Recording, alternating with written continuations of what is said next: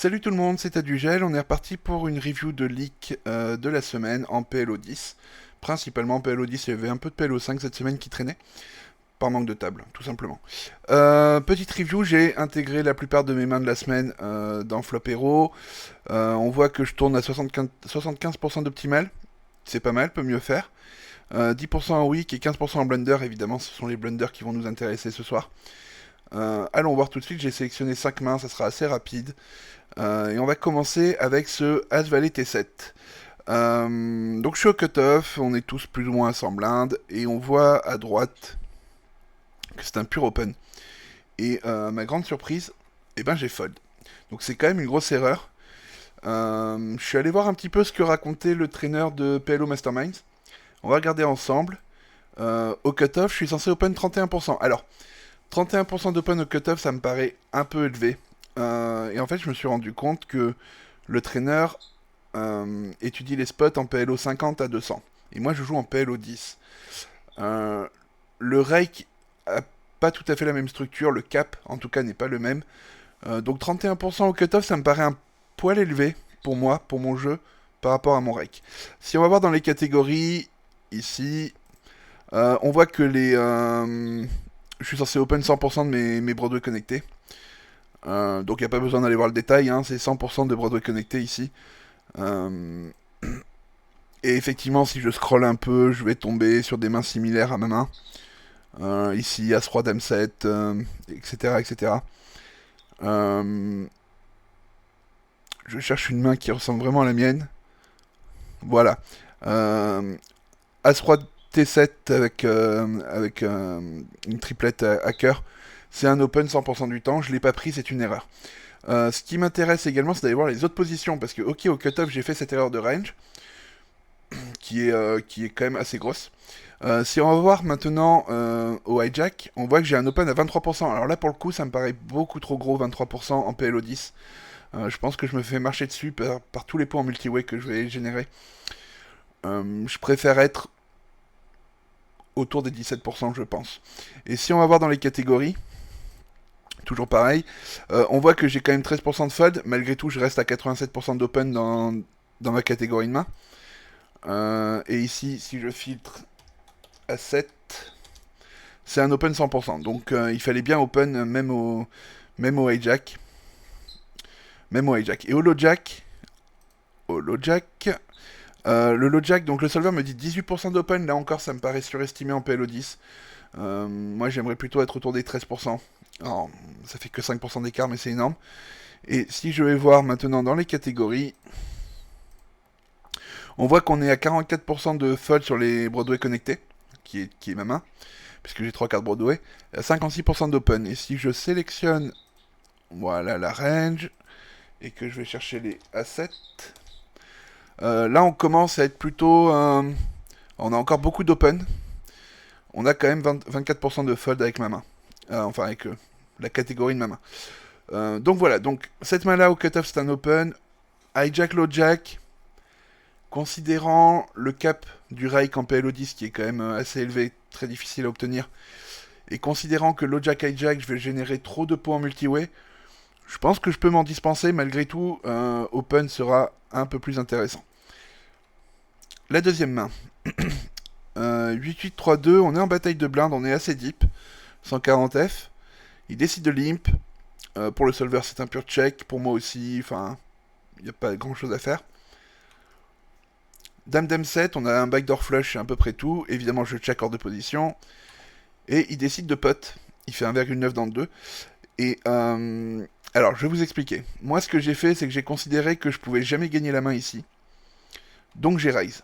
En me disant, les fois où il fold, je suis content. Et d'ailleurs, bah, il a fold. Et en regardant la main en prévision de la vidéo, je me suis rendu compte de mon erreur. C'est que quand je raise ici, je ne protège pas ma range de value. C'est-à-dire toutes les fois où j'ai une dame et je vais simplement call, toute cette range là, elle n'est pas protégée. Donc je dois absolument avoir des calls avec des paires de 8, paires de 7, paires de 5, etc. qui vont permettre de protéger les fois où je colle avec un brelan de dame, voire un full. D'ailleurs, c'est rigolo, le solver me dit de raise mon carré de dame ici. Évidemment, je vais jamais raise un carré de dame dans ce spot, mais bon, c'est comme ça. Donc voilà, donc il faut que j'apprenne un petit peu à protéger mes ranges. Et notamment ici ma range de call, pour toutes les fois où je vais call en value. Ma paire de 8, elle a de la showdown malgré tout. Et ça me permet d'être moins lisible les fois où j'ai brelan. Donc attention à ça. Ok. Main suivante, Roi 7-3. Bon là c'est un pur open, je pense qu'il n'y a pas de discussion. Et je pense que j'ai open. Ok. On est défendu par les blindes et j'ai fait une erreur sur cette main, je m'en souviens maintenant. JJ5. Je suis plutôt content d'avoir le set de cœur en main. Ça check. Et là j'ai décidé de bet. En pur avantage de range. Et on voit à droite que c'est un check 100%. C'est un check 100%. Et une fois que je me suis enterré dans mon erreur, je me fais clickback. Et la deuxième grosse erreur, et celle-là j'en suis pas fier, c'est que je me souviens très bien m'être dit, il lui reste pas grand-chose, j'ai pas besoin d'avoir raison très souvent, donc je vais y aller. Mais en fait, j'ai pas besoin d'avoir raison très souvent, il est embêtant. Parce que s'il a un valet 100% du temps ici, bah peu importe combien de fois j'ai besoin d'avoir raison, j'ai perdu 100% du temps. Donc je pense qu'ici je dois simplement trouver un FUD. Le call me paraît... Oh le call, pourquoi pas, en position.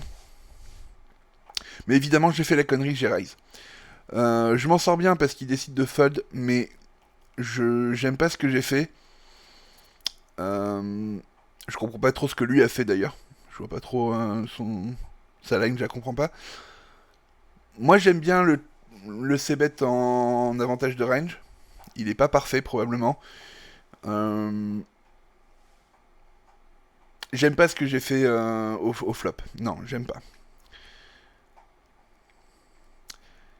Ici, bah, on a un open assez évident.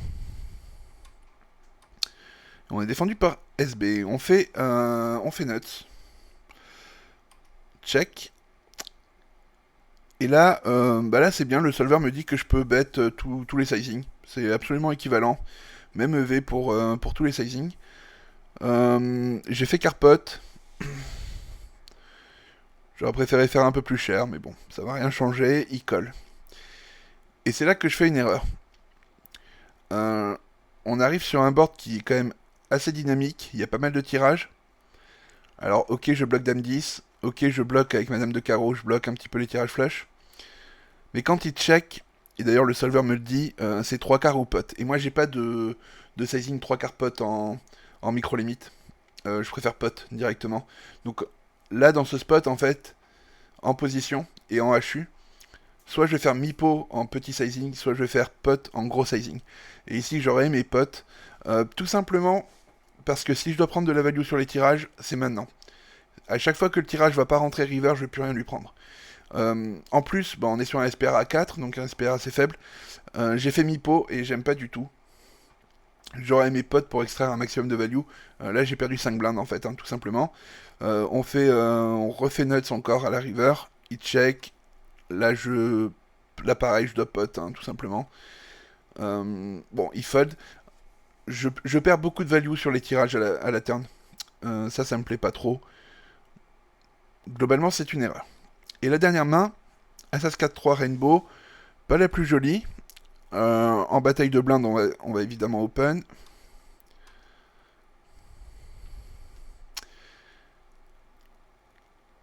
Et là, alors là, je suis pas, je me souviens du coup, je l'ai regardé déjà, et je suis pas d'accord avec le solver.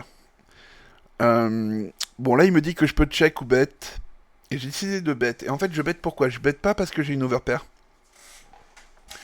Même si l'overpair plus la bottom pair, ça peut donner des choses intéressantes.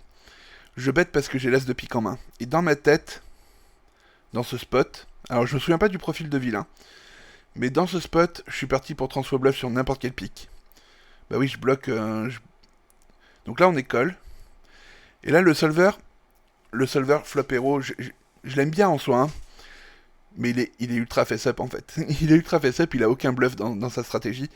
Quand on regarde les mains en rouge que je suis censé pot, ce ne sont que des mains en value.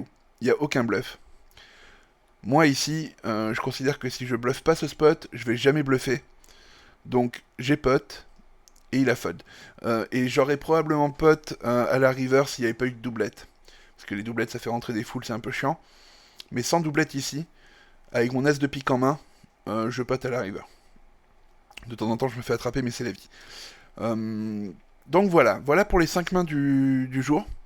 Une petite erreur pré-flop qui est probablement une erreur qui cache d'autres erreurs, donc il va falloir que je travaille en profondeur mon jeu pré-flop. De toute façon, le jeu pré-flop, ça se travaille tout le temps. Pensez à protéger mes ranges, notamment mes ranges de call en value, mes ranges de check. C'est probablement une grosse erreur stratégique dans mon jeu, donc il faut que je travaille là-dessus. Et qu'est-ce qu'on a vu d'autre? Oui, bah oui, le solver des fois me dit qu'il faut check. On a le droit de bluff à ce jeu malgré tout. Voilà. Merci d'avoir été là. Vous pouvez me retrouver du lundi au vendredi sur ma chaîne Twitch. Vous pouvez me retrouver sur un Discord qui est tout neuf, tout beau. Et d'ici là, bon grind à tous. Et à la prochaine. Salut!